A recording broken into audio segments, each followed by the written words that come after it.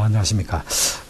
이번 시간은 147페이지죠. 배잼과 강압성 이렇게 되는데, 이건 이제, 배잼이라고 표현했지만, 이제 광에너지를 말하는 거죠. 그래서 광에너지와 이제 강압성 관계를 설명하고 있는데, 니은에 보니까 광보상점과 광포화점 이렇게 되어 있죠. 그 둘째 줄에 보니까, 비트의 세기가 차차 세워지면 강압성량과 호흡에 의한 소모량이 같아져서 겉보기로는 물질의 생산이 없는 것 같은 상태에 이르게 되는데 이때 비트 세기를 광보상점이라 한다 이렇게 되어 있지.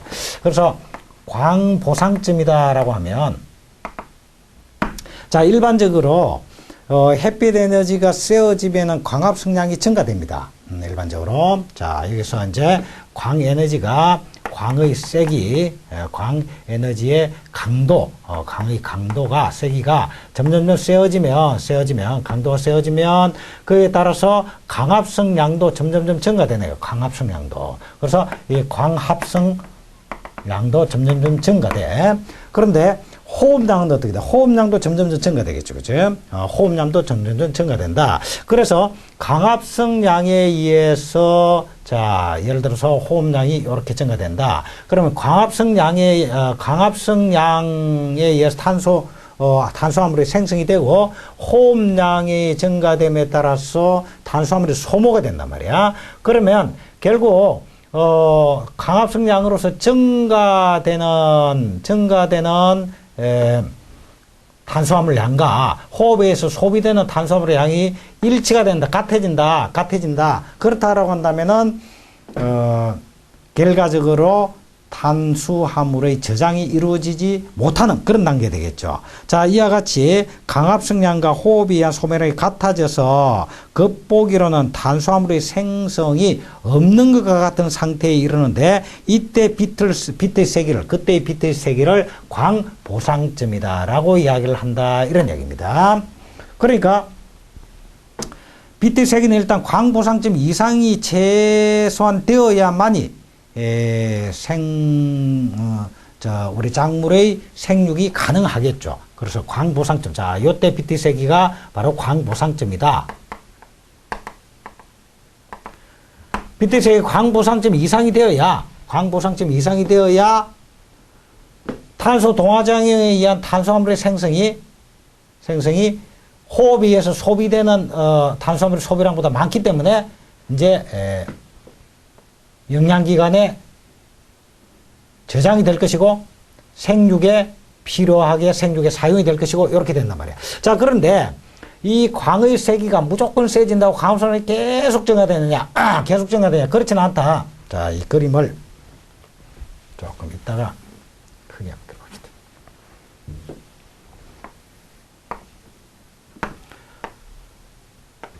강의 세기 강도로 보고요. 요때는 이제 탄수화물의 생성량 또는 탄소 동화장의 호흡량 이렇게 봅시다. 그러면 이제 우리 호흡은 일반적으로 이렇게 증가된다. 이게 이제 호흡량이다. 근데 탄소 동화장은 요렇게 돼서 요렇게 된다. 자, 이랬을 때 요 강이 요보다 더 작으면 안 되고 최소한 요거 이상 강의 세기가 떼줘야만이 생육이 가능할 것이다. 그러면 이때 광의 세기에 해당되는 거, 이게 이제 광보상점이고. 그런데 여기서 광의 세기가 점점점 강도가 커지면 커질수록 탄소 동화작용, 광합성 작용입니다. 탄소 동화작용이 점점점 증가되지만 어느 정도 광 세기가 되면 그 이상 증가되지 않는다. 그래서 그 이상 증가되는데 요때 광의 강도를 광포화점이라고 해요. 광포화점. 이렇게 이야기를 합니다. 자, 그 다음에 비트의 세기가 보상점을 지나 더 세워지면 광합성은 증가하지만 어느 한계에 다다르면 그 이상 증가하지 않는다. 이때의 빛의 세기를 광포화점이라고 한다. 그렇죠, 그죠? 광포화점이라고 한다.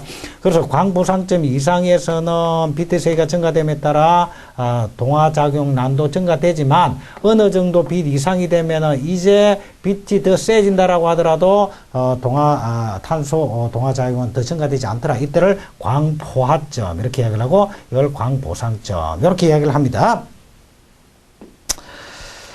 자, 그런데 빛의 세기를 광보합점이라고 한다. 자, 그래서 무성하지 않는 경우와 무성한 경우에 광포화점의 차이가 나타나죠. 그래서 잎이 무성한 경우에 광포화점은 무성하지 않는 경우에 광포화점보다도 더 높다. 그래서 잎이 무성할 때는 광을 상당히 더 많이 쏘아줘도 탄소 동화작용이 더 증가되겠지만 잎이 무성하지 않을 때는 광포화점이 훨씬 그보다 낮다. 그래서 이 그림이 147페이지의 그림이 광포화점이 잎이 무성하지 않을 때는 약 0.6 칼로리고 그 다음에 잎이 무성할 때는 1.2 약 2배 정도 되는 이런 걸로 나타나고 있습니다. 자, 그 다음에 148페이지 보니까 식물은 보상점 이상의 빛을 받아야 생육이 가능한데 당연하지, 그지? 그래서 이 보상점 이상의 빛을 받아야만이 이와 같이 실질적으로 영양분이 저장될 수 있는 영양분이 나타난다. 다시 말하면 생성된 탄수화물이 소모되는 탄수화물보다 더 크단 말이야. 그렇게 돼야 생육이 가능하죠, 그죠? 소모된 양이 더 많으면 결국은 생육이 안 되고 죽게 되겠죠, 그죠? 그래서 보상점 이상의 빛을 받아야 된단 말이야. 그런데 보상점이 낮다라고 하면 광보상점이 요 정도까지 아니라 요보다 더 낮다라고 하면 광보상점이 낮다. 광보상점이 낮다라고 하는 말은 일단 광을 적게 받아도 일단은 생육이 가능하다 이런 의미가 되는 거지, 그지? 보상점 이상의 빛을 받아야 되는데 광보상점이 낮다라고 한다면 빛을 덜 받아도 일단은 생육이 가능한 상태가 된다 이런 이야기란 말이야. 그러니까 이런 것들은 바로 음지에서도 그만큼 자랄 수 있다. 이걸 음지식물이라고 그래. 그래서 광보상점이 낮은 이러한 식물을 음지식물이다라고 이야기를 하고요. 광보상점이 높다라고 하면은 그만큼 광을 많이 받아야만이 그 이상 돼야 생육이 되니까. 그래서 생육이 가능한 광의 양이 더 많아야 된다. 이 말하고 똑같단 말이야. 그래서 광보상점이 높은 그러한 식물은 양지식물이라고 한다. 광보상점의 경우는 음지식물보다 양지식물의 광보상점이 더 높을 것이다. 이렇게 이야기를 할 수가 있죠. 양지식물이라고 한다.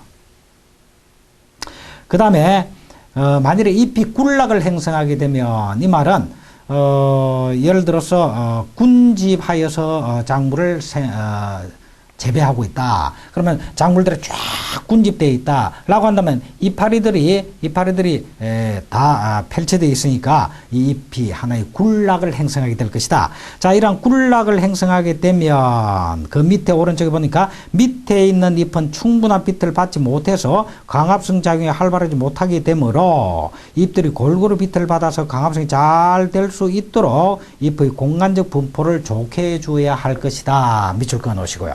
자, 이건 무슨 말이냐면 잎이 이제 굴락하고 있을 경우에 자, 이파리가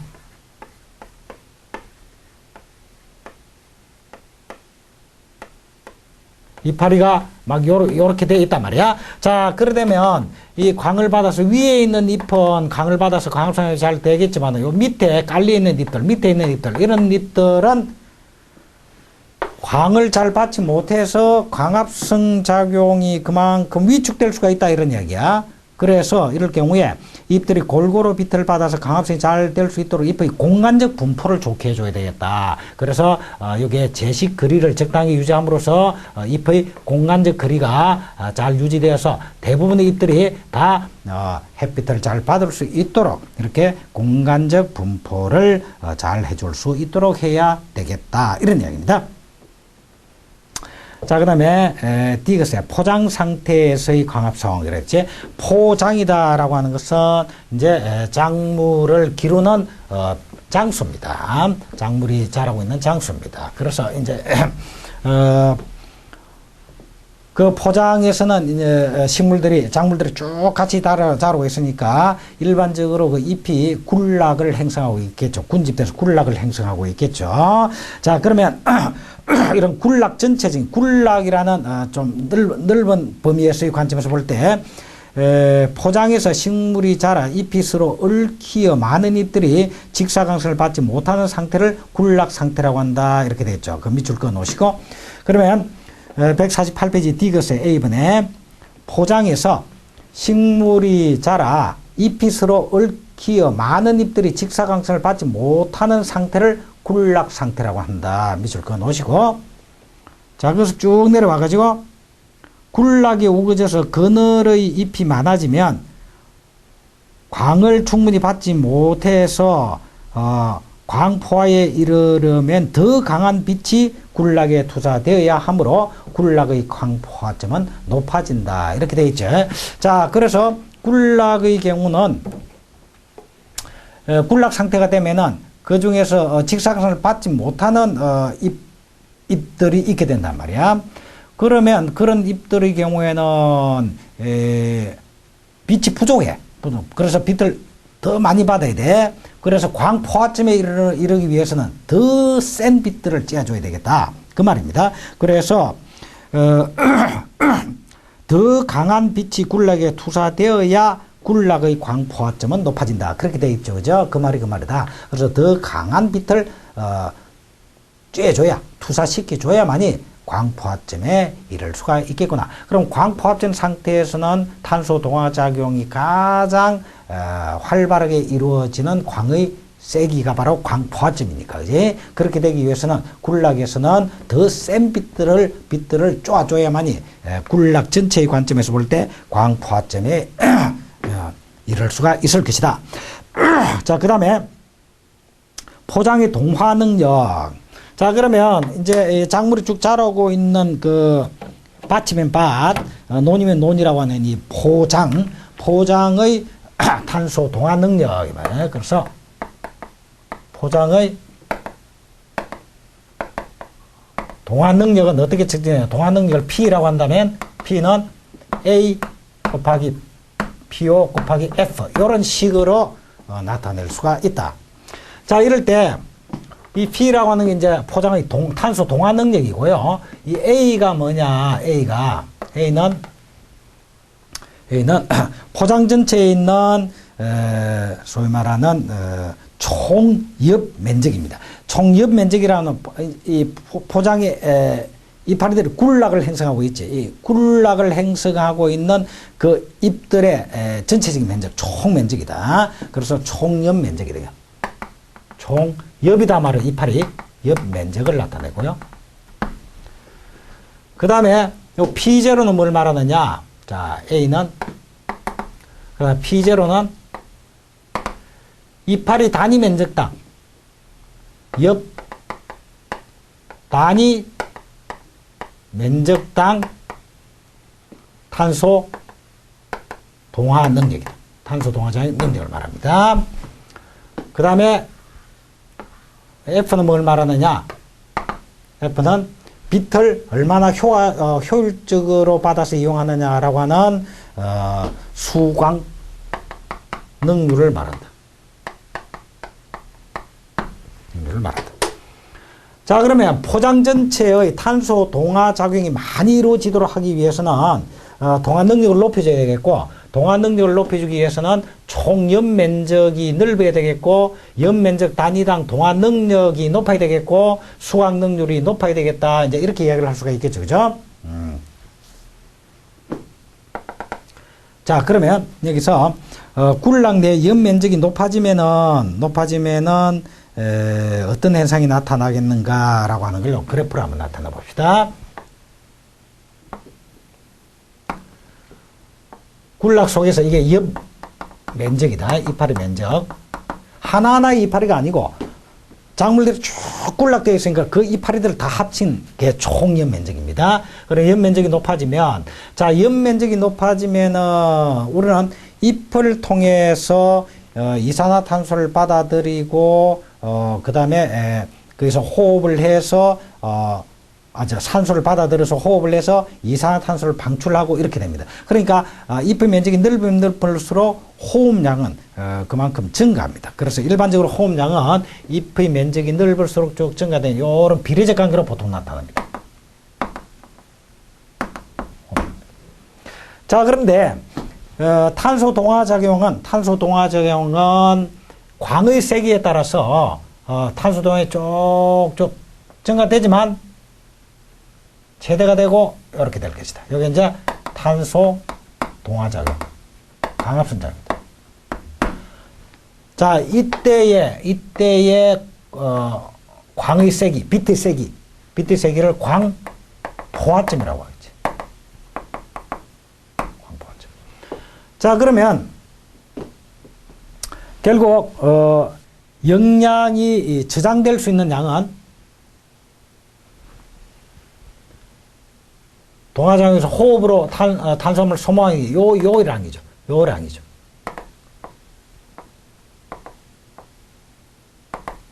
자, 그러니까 지금 호흡량은 비례적으로 이렇게 증가되는 데 비해서 탄소 동화작용은 광포화점에서 최고로 많이 탄수화물이 생성된단 말이야. 그러면은 요 차이에 해당되는 거는 요때 광포화점에 이르렀을 때 가장 차이가 크겠죠.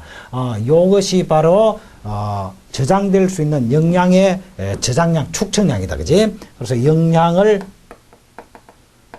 저장할 수 있는 저장량이고, 이게 실질적으로 따지고 본다면 그 작물의 순수한 생산량이 되겠지. 이걸 우리는 순수한 생산량을 건물 생산이라고 해요. 작물의 건물 생산. 이게 순수한 의미에서의 생산량이다.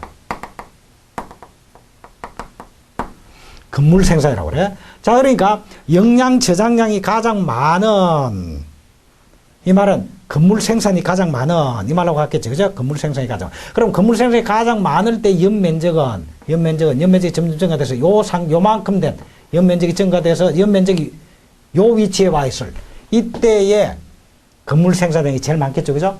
이때 연면적을 가장 최적 연면적이라고 이야기합니다. 최적 연면적이라고 이야기를 한다. 이런 이야기입니다.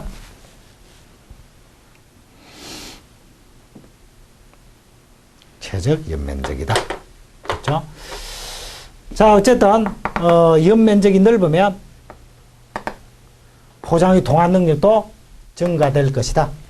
일반적으로 이렇게 볼 수 있는데, 그러나 연면적이 넓으면 좋겠지만은 가장 적합한 연면적의 크기는 탄소 동화작용과 관계에서 요게 최적 연면적의 수준이다.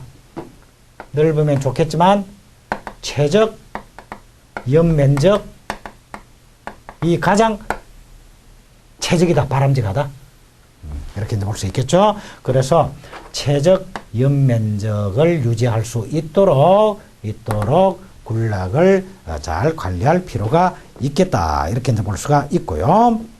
자, 그 다음에 연면적 단위당 동화 능력이 높으면 높을수록, 이것이 높으면 높을수록 역시 포장 전체의 동화 능력도 커지게 되겠죠. 그죠? 그래서 포장 전체의 동화 능력이 커지게 되겠다. 그러면 연면적 단위당 동화 능력을 높이려면 어떻게 해야 되겠는가?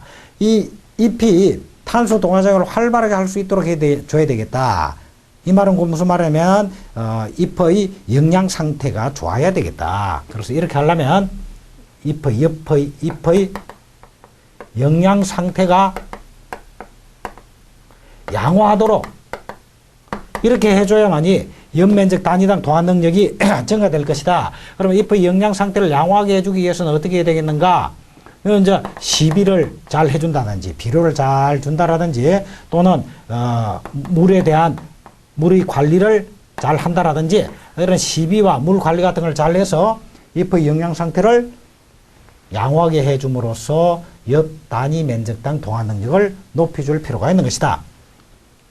이제 수광 능력이다라고 하는 말은 이거는 광을, 햇빛을 받아들여서 얼마나 능률적으로 그것을 햇빛을 능률적으로 활용해서 탄소 동화작용을 하느냐라고 하는 겁니다. 자, 그래서 이런 수광 능률을 높여주기 위해서는 이게 수광 능률이 높아지면 포장의 동화 능력도 높아질 것이다. 그제? 그래서 이걸 높여주기 위해서는 어떻게 해야 되겠는가? 높여주기 위해서는 광이 굴락 내로 잘 들어갈 수 있도록, 그러니까 굴락 내의 이파리로 광이 잘 들어갈 수 있도록 소위 말하는 광을 받아들일 수 있는 이런 수광 태세를 개선해 줄 필요가 있다.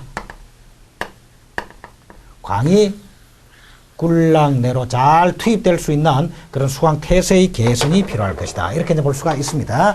자, 이러한 내용들이 쭉 나와 있는데, 그래서 포장 동화 능력에서 한번 밑줄을 한번 꺼보죠. P는 이꼴 A, P0, F다. 여기서 P는 포장 동화 능력이고 F는 수광 능률이고 P0는 평균 동화 능력, 다시 말하면 단위 연 면적당 동화 능력을 말한다. 그리고 A는 총 연 면적이다. 그렇게 되어 있고요. 그 다음에 둘째 줄 오른쪽에 수광 능률은 굴락의 잎들이 얼마나 효율적으로 광을 받아서 광합성을 이용하는가를 표시한다. 밑줄 꺼놓으시고, 그리고 수광 능률이다라고 하는 것은 굴락의 잎들이 얼마나 광을 효율적으로 잘 받아서 효율적으로 이용하는가를 나타내는 것이다. 그 다음에 수광 능률을 높이려면 밑에 줄에 높이려면 광을 굴락내로 효율적으로 받아들일 수 있도록 수광 태세를 개선해야 한다 돼 있죠. 밑줄 쫙 꺼놓으시고, 그래서 수광 능률을 높이려면 수광 태세를 개선할 필요가 있다. 한편 평균 동화 능력은 잎의 단위 면적 등 동화 능력을 말하면 시비나 물 관리 등을 잘하여 무기 영양 상태를 좋게 해야 한다. 그래서 잎의 영양 상태를 양호하게 해야 되고, 잎의 영양 상태를 양호하게 하기 위해서는 시비나 물 관리를 잘 해야 되겠다. 이런 내용이죠. 그죠? 자, 그런 내용을 그게 쭉 교재에 써놨습니다. 여기서 이제 정리는 이렇게 돼 있고, 교재에서 그 부분을 밑줄을 그어서 이해를 하시기 바랍니다. 그 다음에 최적위험 면적. 최적위험 면적은 건물 생산은 진정 광합성과 호흡의 차이, 즉 외견상 광합성이다. 자, 그게 무슨 말이냐면, 이 이제 광합성량을 진정 광합성, 외견상 광합성, 뭐 이렇게 구분을 하고 있는데, 우리는 뭐 일반적으로 그냥 구분 없이 광합성량은 진정 광합성량을 보통 의미를 합니다. 그렇게 하고 있는데, 여기서 이제 특별히 구분을 한다라고 한다면, 자, 이 최적위험 면적 상태에서 광합성량이 요만큼 된다라고 할 때, 요만큼 된 이 광합성량이 진정 광합성량이죠. 진정 광합성량이고요. 그 다음에 호흡량이 요만큼 된단 말이야. 이 말은 무슨 말이냐면, 진정 광합성을 통해서 요만큼 탄수화물이 생성되고, 호흡으로 인해서 요만큼 탄수화물이 소모되어서, 결과적으로 요만큼의 탄수화물의 축적이 이루어진다. 요만큼의 탄수화물의 축적이 이루어지는 요게 이제 외견상, 겉으로 볼 때 외견상 이만큼 광합성이 이루어진 것이다. 이렇게 판단할 때 이걸 이제 외견상 광합성이라고 이야기를 해. 그래서 진정 광합성과 호흡의 차이가 즉 외견성 광합성이고, 굴락이 점점 발달하여 굴락 내 연 면적이 증대하면 굴락의 진정 광합성량은 증대한다. 이런. 그래서 연 면적이 증대되면 진정 광합성량은 증가한다. 이런 얘기죠.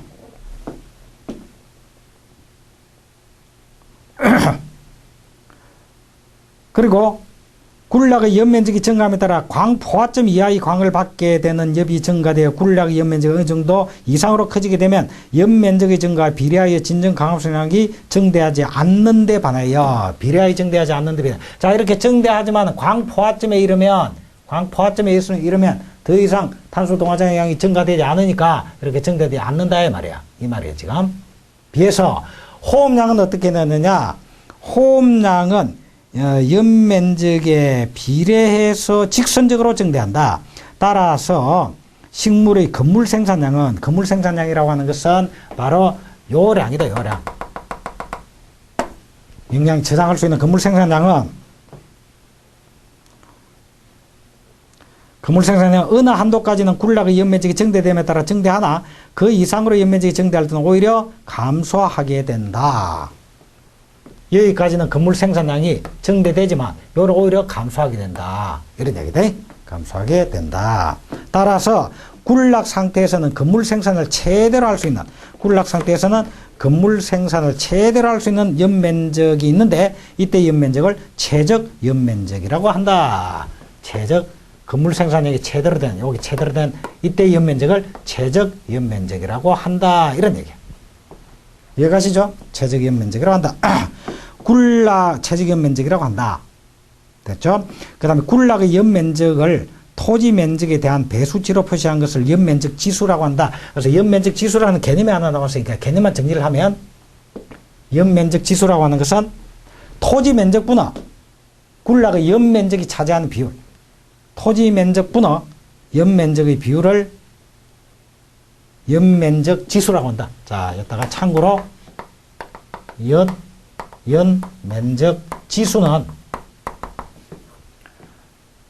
지금 포장의 면적, 포장의 토지 면적분에 그게 이제 군락으로 잎들이 쫙 있단 말이야. 그래서 잎의 연 면적, 전체의 연면적의 비율, 이걸 연면적 지수라고 한다. 연면적 지수라고 한다. 됐죠? 자, 그 다음에 밑으로 오니까 일사량이 높을수록 최적 연면적은 커진다. 이렇게 돼 있는데, 일사량, 광합성량이 높으면 높을수록, 다시 말하면, 광포화점이 더 오른쪽으로 옮겨지면 옮겨줄수록 최적 연면적은 커지겠죠. 그래서 일사량이 높을수록 최적 연면적의 지수는 커지고, 최적 연면적 지수를 크게 하는 것은 군락의 건물 생산력을 크게 하여 수확량을 증대시키는 결과가 된다. 이렇게 되어 있죠. 자, 그래서 여기 이제 복잡하게 쭉 해놨는데 그 설명이 지금 여기서 다 설명이 된 거지. 여기 설명이 된 거지, 그지? 그래서 여기서 설명이 쭉 됐으니까 이걸 통해서 최적 연면적이 어느 정도다라는 거고, 연면적 지수는 최적 연면적 지수는 토지 면적분의 최적 연면적이 차지하는 비율, 토지 면적분의 최적 연면적이 차지하는 비율을 최적 연면적 지수라고 그러고, 거기에 대해서 여러분들이 이 내용은 저기 설명한 것으로 정리를 하고, 설명에 포함되어 있지 않는 내용 밑줄 것은 149페이지에 하나, 둘, 셋, 넷, 다섯, 여섯 줄에 가면, 여섯 줄에 가서 오른쪽에 일사량이 높을수록 최적 연면적 지수는 커진다. 이 몇 줄 것이고, 일사량이 높을수록 최적 연면적 지수는 커진다. 일사량이 높을수록 최적 연면적이 그만큼 늘어난다. 이 말이에요. 그래서 일사량이 높을수록 최적 연면적 지수는 커진다. 그 다음 밑에 최적 연면적 지수가 커지면 군락의 건물 생산 능력도 커지게 되고, 건물 생산 능력이 커지게 돼서 수확량이 증대된다. 그래서 최적 연면적 지수가 커지면 군락의 건물 생산 능력도 크게 되어서 수확량이 증대된다. 이 밑줄 그어 놓으시고요. 됐죠? 그 밑줄 그어 놓으시고, 그 다음에 군락의 수강 상태, 수강이나 빛을 받을 수 있는 태세, 수강 태세.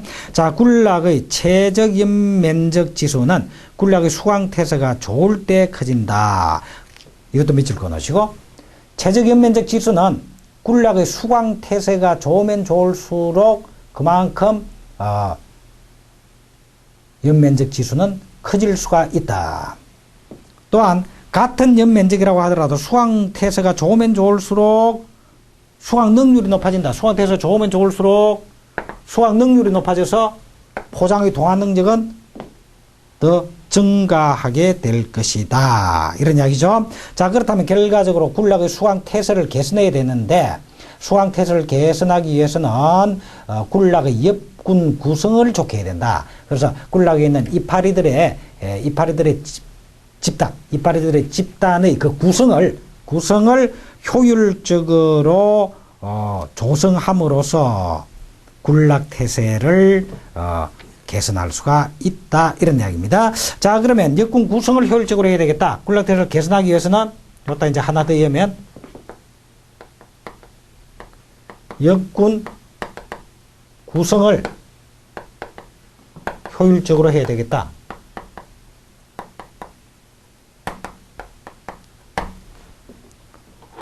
이 파르델의 구성을 효율적으로 해야 되겠다. 이러는 거예요. 자, 그러면 그 구성을 효율적으로 하는 것과 관련해서 배라든지 옥수수, 콩 이런 데에 대한 몇 가지 이 내용들을 쭉 설명을 해놨는데 한번 읽어봅시다. 벼의 경우 다음과 같은 초행이 군락의 수강태세를 좋게 한다 이랬지. 그러니까 역군 구성을 효율적으로 해야 되는데 그러면 이런 역군 구성이 효율적으로 될 수 있는 형을 선택해야 되겠다 말이야. 초행을. 그래서 이러한 초행은 벼의 경우에는 수강태세를 좋게 하는 초행이 이런 조건을 갖춘 것이다 이 말이에요.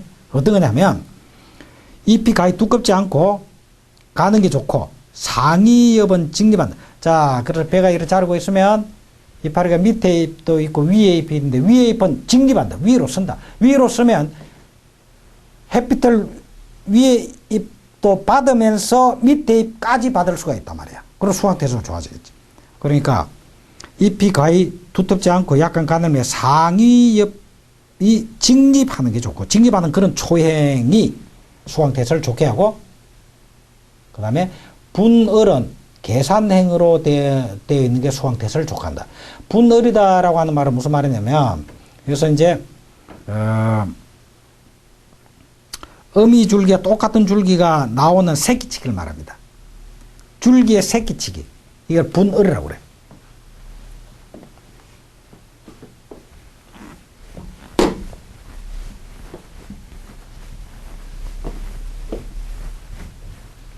벼의 생장점은 주로 지하에 땅속에 있습니다. 그러면 그 생장점에서 벼의 생장점에서 어미 줄기와 똑같은 새끼 줄기가 나오는 걸 분을이라고 그래. 분을. 근데 분을은 1차 분을, 2차 분을, 3차 분을 이렇게 나올 수 있는데 자 그러면 맨 처음에 어미 줄기가 있죠. 어미 줄기에서 1차적으로 새끼 줄기가 나오는 건 요거 1차 분을이라고. 자, 1차 분을된 요 새끼에서 1차 분을된 에서 다시 새끼 줄기가 나오는 거 요걸 2차 분을이라고.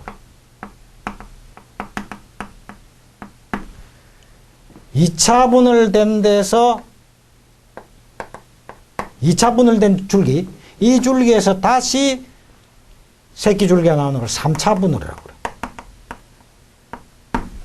자, 그런데 이런 1차 분을이라든지 2차 분을까지는 새끼 줄기가 나와서 그것이 쭉정이가 되지 않고 알갱이가 맺어질 수가 있습니다. 그런데 3차 분을된 것은 알갱이가 맺히지 않은 흙가지다. 3차 분을된 나온 줄기, 새끼 줄기는 이거는 흙가지라고 그래. 흙가지. 다시 말하면 이 알갱이가 맺히질 않아. 알갱이가 맺히질 않아. 쭉정이야, 쭉정이. 쭉정이가 돼. 쭉정이의 새끼 줄기가 된단 말이야. 그지? 3차 분할은. 그래서 이런 3차 분할을 무효분열이라고도 이야기를 합니다.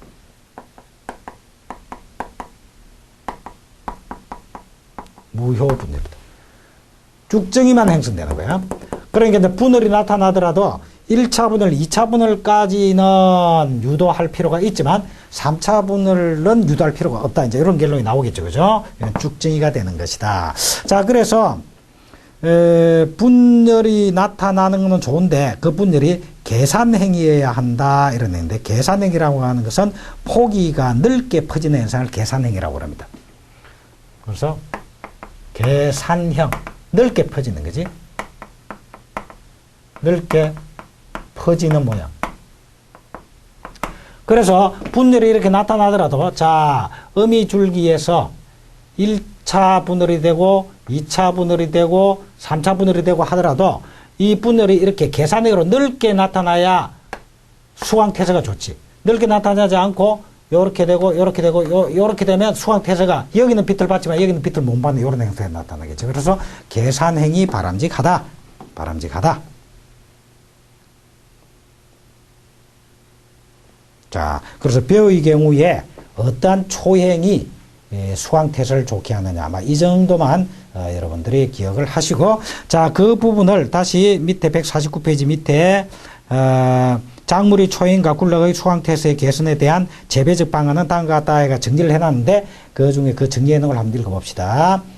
벼에서는 규산과 칼리를 충분히 시비하면 잎이 징접하고 무효분열기에 질소를 적게 해주면 상이엽이 징집한다 이랬단 말이야. 그래서 이건 밑줄 짝. 자, 밑줄 끌고 배에서 규산질 비료나 칼리질 비료를 주면 잎이 징집을 합니다. 잎이 징집을 하니까 그만큼 수확태서 좋아지죠. 그리고 무효분열기 3차 분열, 무효분열기에는 질소 비료를 적게 주어야만이 상이업이 징집합니다. 그래서 상이업이 징집하면 할수록 수확태서는 좋아집니다.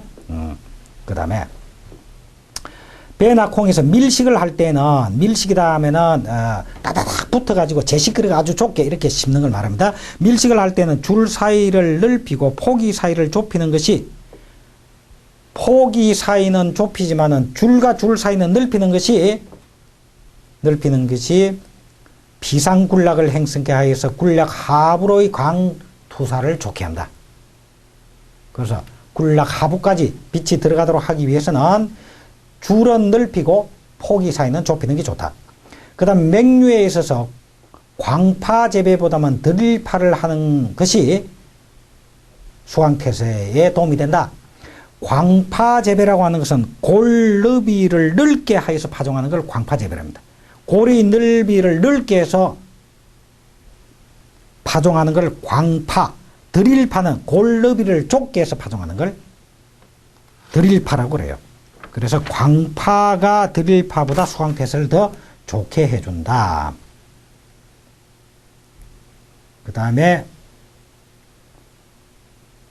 어느 작물이나 할 것 없이 제식 밀도와 비배 관리를 적절히 잘 해야 되겠다. 밀도가 너무 밀식을 하면 수확태세가 나쁘겠지. 그래서 적절한 제식 밀도를 유지하고, 비배 관리다라고 하는 것은, 비배란 말은 비료 플러스 재배, 비료 시비를 내서 재배를 하는, 비료를 주는 경우에도 토지를 기름지게 잘 유지할 수 있도록 이렇게 적절히 관리해 주는 게 좋겠다, 이런 이야기입니다. 자, 그래서 이 정도로 정리하시고요. 자, 이번 시간 여기까지 하고 이제 다음 시간에 온도 쪽으로 들어가도록 하겠습니다. 자, 이번 시간 여기까지 하겠습니다. 수고하셨습니다.